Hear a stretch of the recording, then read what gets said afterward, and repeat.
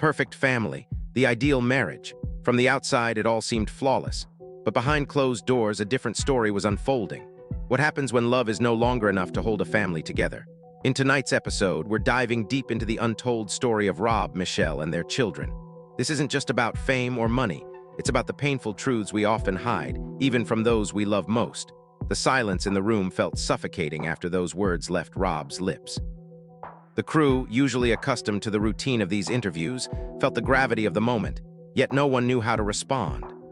Rob's vulnerability, laid bare for the first time in years, was not just a confession.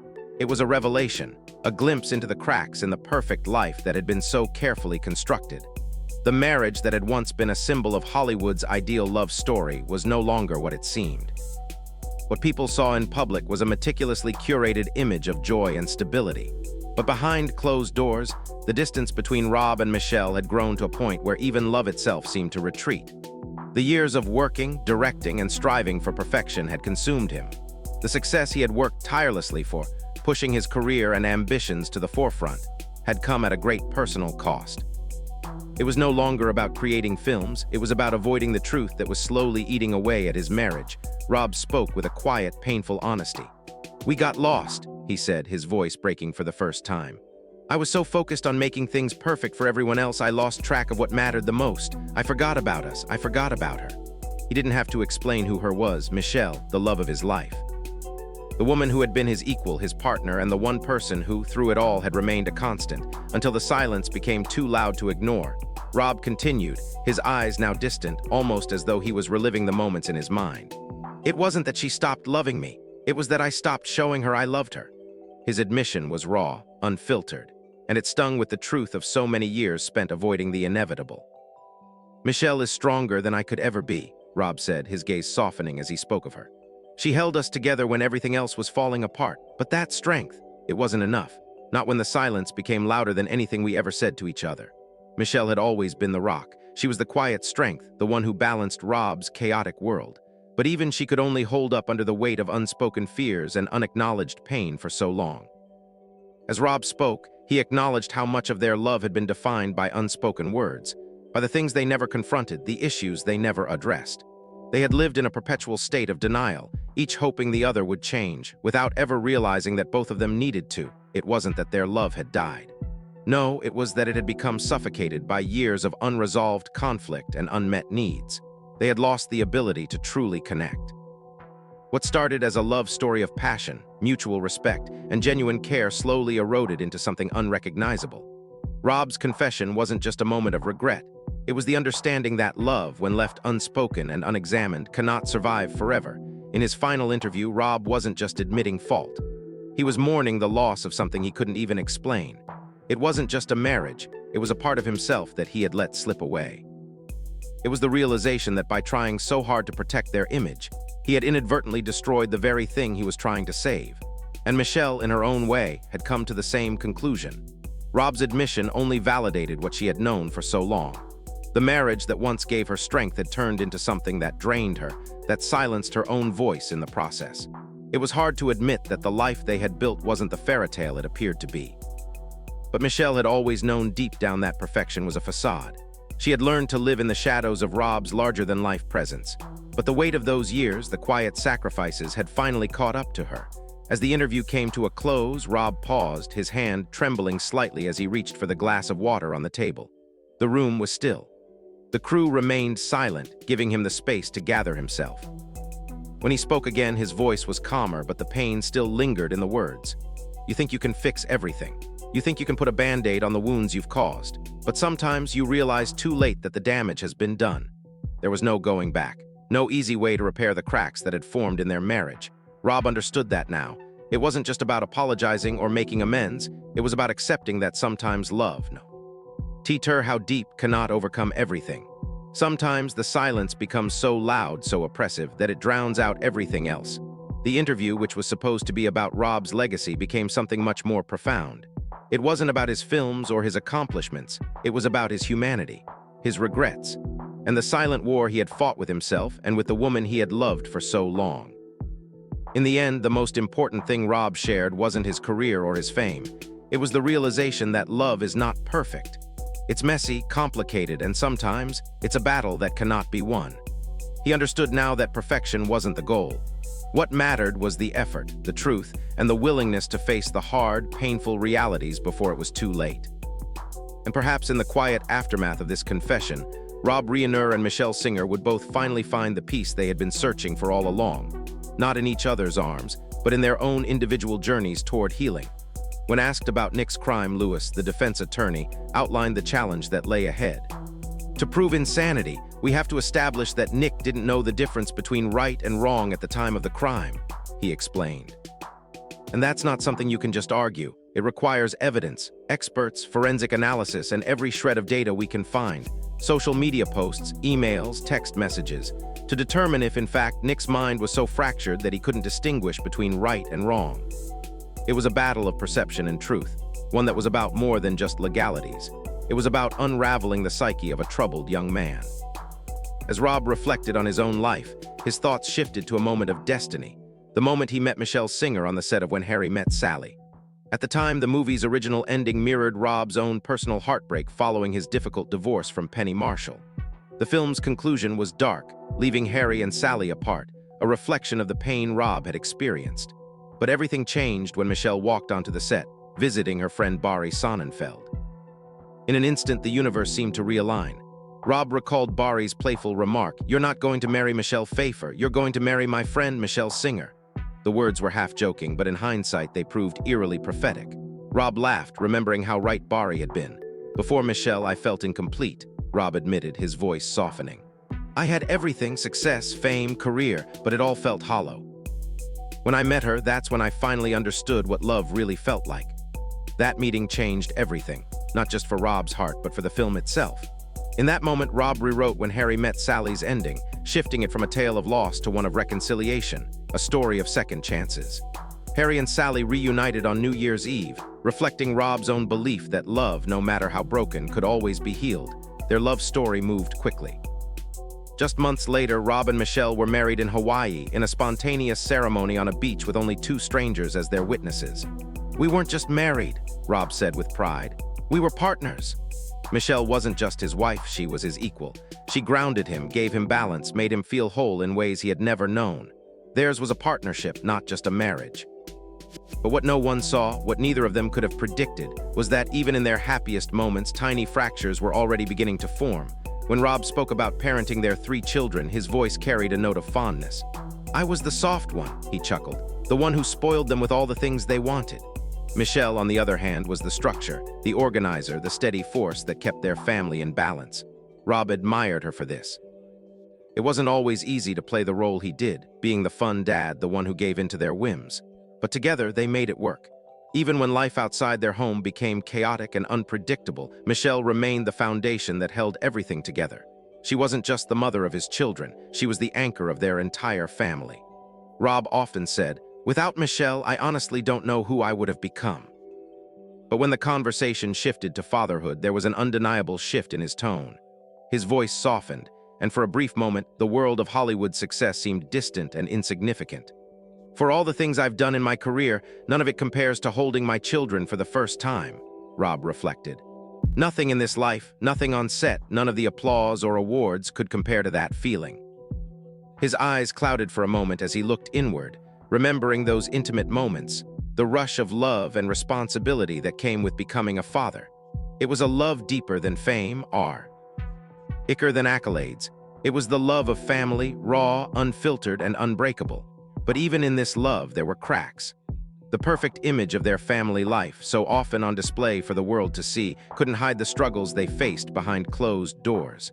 The balance they had worked so hard to maintain was beginning to tip. The pressures of fame, of family, and of their personal battles were taking a toll, though neither Rob nor Michelle could fully comprehend just how deep those cracks had gone until it was almost too late. As their children grew older, the cracks in their family, once easy to overlook, deepened in ways Rob and Michelle could no longer ignore. Nick, who had once been the brightest light in their home, began to change. Rob remembered the first signs with painful clarity, coming home late one evening, the faint smell of something unfamiliar hanging in the air, and Nick's eyes, which no longer seemed to meet his. "I saw it," Rob admitted softly, the weight of his words heavy with years of regret. But I told myself it was just mood swings. Denial felt easier than panic. It wasn't long before the small, seemingly harmless requests began. Money for friends, movie tickets, little things that seemed insignificant at first. But as the asks grew bigger and more frequent, Rob could no longer ignore the warning signs. The explanations for the money were never clear, and the once cheerful boy he had raised began to retreat further into his own world. Behind closed doors, in the quiet of the night when the house was still, Rob and Michelle would argue in hushed tones, careful not to wake Nick. "Maybe we should stop helping him," Michelle suggested one night, her voice tinged with exhaustion. Rob hesitated, his heart torn in two. "He's our son," he insisted, his voice rising in defense of the boy they both loved. "He needs us." But somewhere in that defense, love slowly blurred into enabling. And as the days turned into weeks, their home, once full of laughter and life, began to feel heavy.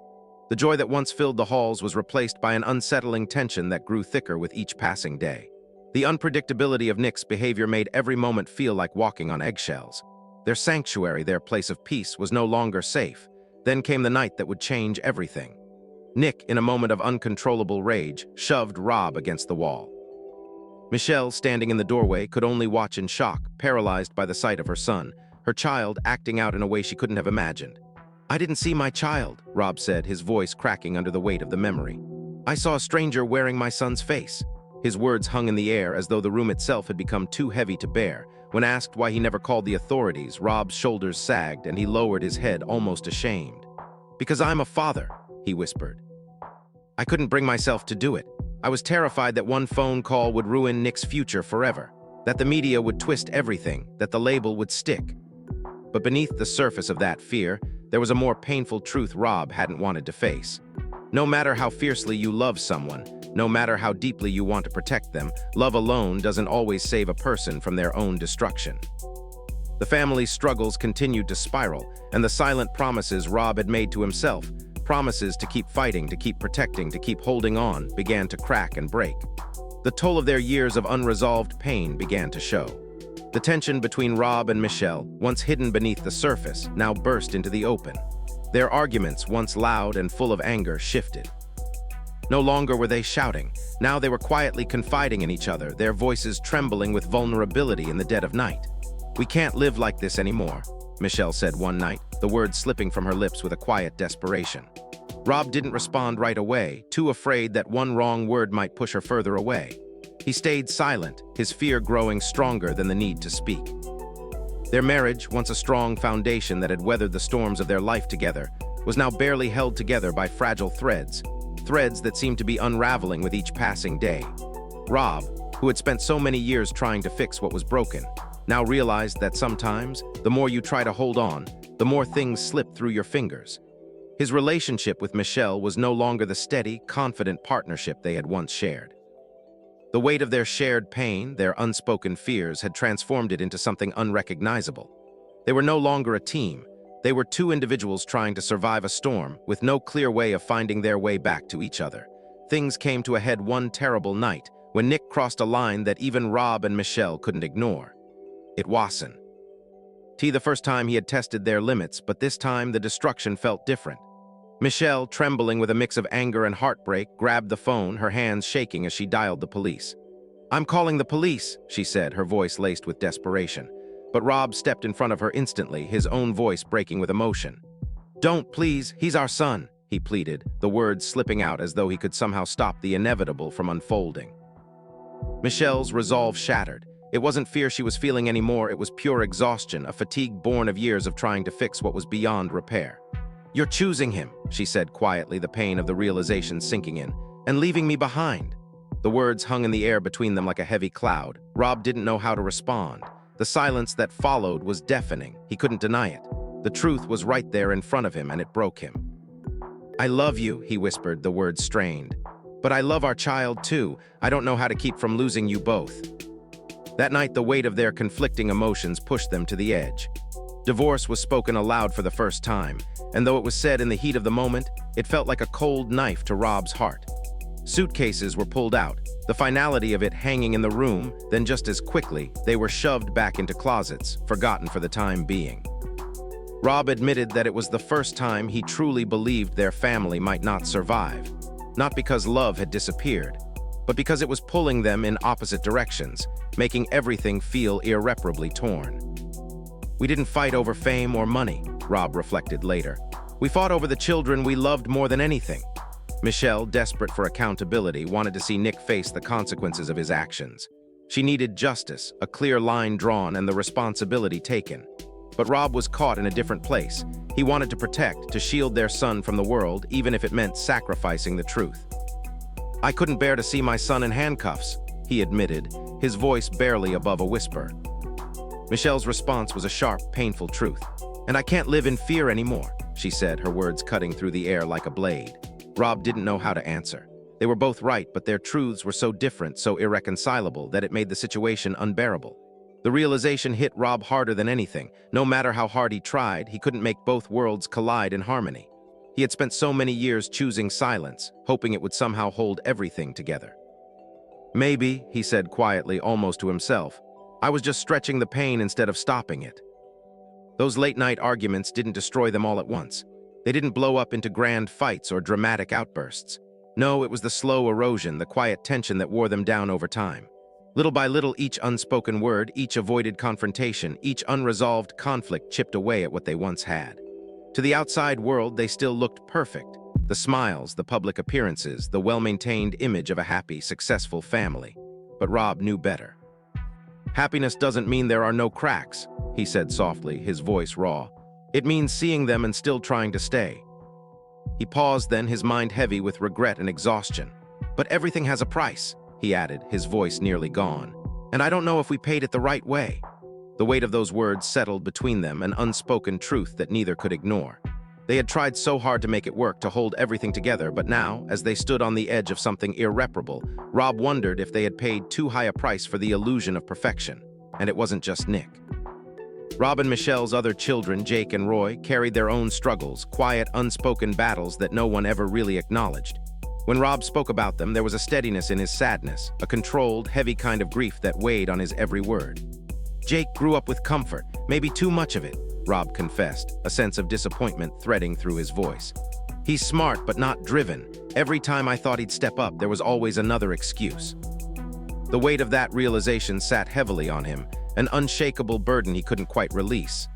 "Not ready, not the right time," Rob told himself over and over, always hoping that one day Jake would rise to the occasion. But eventually never came. It wasn't that Jake was incapable of greatness. He simply lacked the spark, the drive, the will to fight for it. He had the potential to be so much more, but for reasons Rob couldn't understand, that potential was never fully realized. And the more he tried to push Jake, the more the distance between them seemed to grow. Rob couldn't help but wonder where the gap had begun. Was it something he had done, or was it just part of Jake's nature?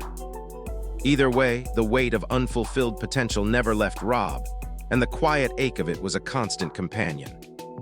Roy, on the other hand, was different. She was ambitious, loud, determined, and unapologetically used to getting her way.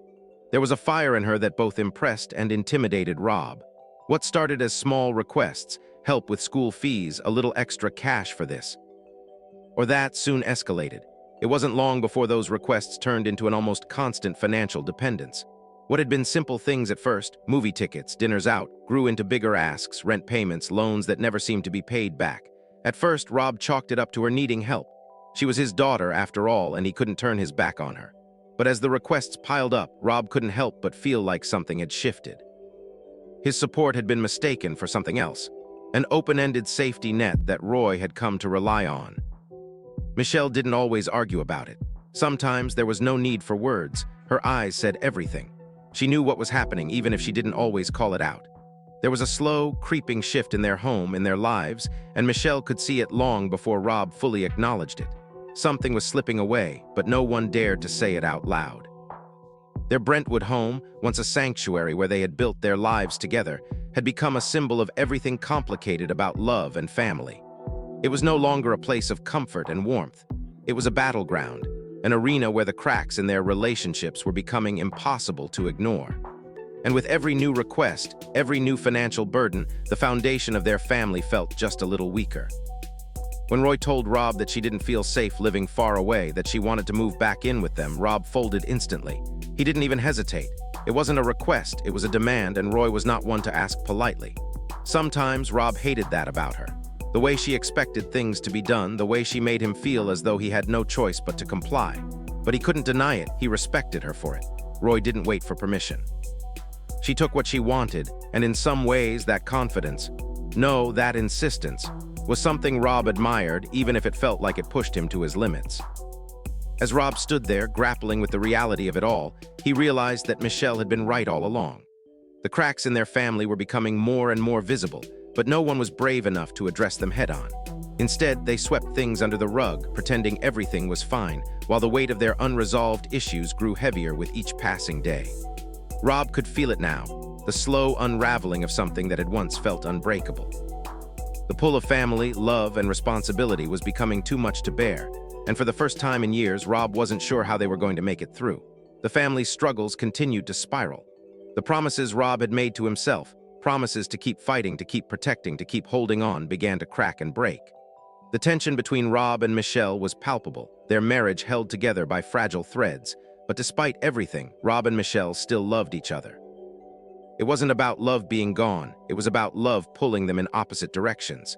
"We didn't fight over fame or money," Rob admitted. "We fought over the children we loved more than anything." Michelle wanted accountability. Rob wanted protection. The pain in their voices was undeniable, but the hardest realization of all was that no matter how much they loved their children, sometimes love isn't enough to save them. That night almost ended everything. Divorce was spoken aloud, and Rob believed it for the first time. Not because love had disappeared, but because the family had reached a point where love alone could no longer hold them together. If you've ever felt the weight of family expectations, the pressure of love when it feels like it's slipping away, you're not alone. Let's talk about it. Share your thoughts below, and don't forget to subscribe for more real stories, because sometimes the truth is far more complicated than we think.